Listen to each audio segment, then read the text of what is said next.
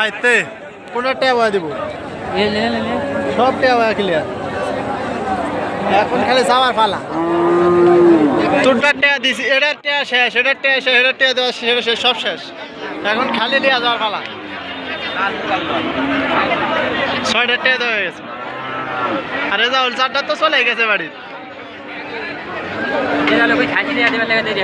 হ্যাঁ তাছাড়া করবো আরেকটা হলে ভাল লিসু কুত্তার বাচ্চা বলে 17,000 নিচে বেচবে না এটা খাসি